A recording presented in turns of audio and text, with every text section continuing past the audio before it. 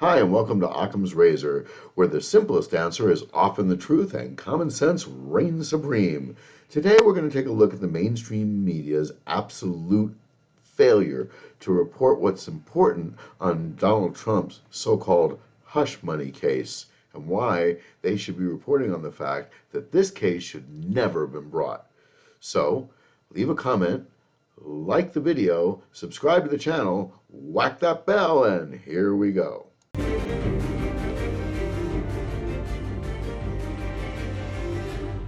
Now to Donald Trump's criminal trial. Closing arguments wrapped up last night, and for the first time in history, the fate of a former president is in the hands of a jury. Here's ABC's Aaron Katersky. Morning, the jury for Donald Trump's criminal trial will meet for jury instructions. The former president is accused of falsifying business documents to hide an alleged hush money payment to an adult film star. To consider in these truly historic deliberations, CNN's team of reporters and producers inside the courthouse are going to bring you constant updates to capture all the drama of the day. Caitlin, we are in the final critical moments of this trial. Former President Trump's New York trial resumes today at 10 a.m. Eastern. Judge Marchand will give instructions to the jury, which should take about an hour. They'll begin deliberating until 4:30 p.m. today, and they'll continue tomorrow if a verdict is not reached. Deliberations could last anywhere from a few hours to a few weeks. Trump attorney Todd Blanche spending the majority of his closing arguments this week attacking Cohen's credibility. There you have it. The mainstream media going absolutely apoplectic over the fact that the Donald Trump hush money trial is going to the jury. But this is not the way that a free press is supposed to work. This is gossip, innuendo, bloviating, and tabloid journalism at its worst. At the fall of the Roman Empire, they said, give them circus and cake. The cake was the freebies that this administration seems to be hell-bent on giving out like candy. And the circus is exactly what we have going on right now. CNN, MSNBC, Fox News, and the rest of them should be ashamed of themselves.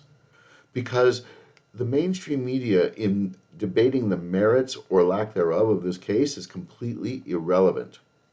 Whether you hate Donald Trump or not is irrelevant.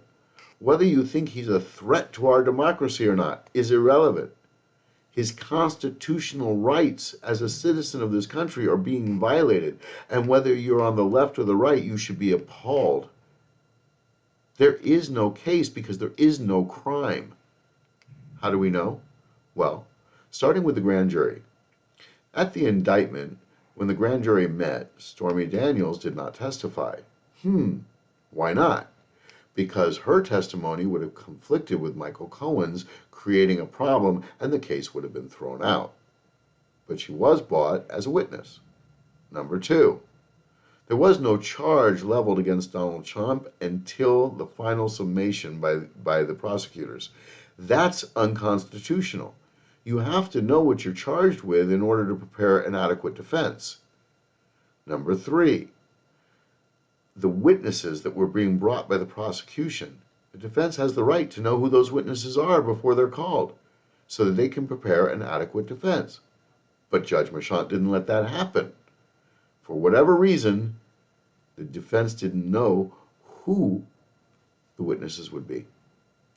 Number three, the defense's expert witnesses were not allowed to be called by Judge Marchand. Therefore, the defense again had no way to prepare an adequate defense. And the people that were called in from the prosecution to make the case were just salacious gossip. There was no crime that was committed. How do I know?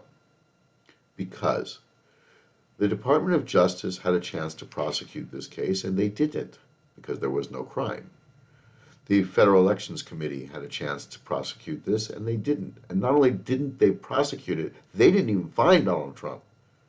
Because a non-disclosure agreement happens in every form of business and every politician.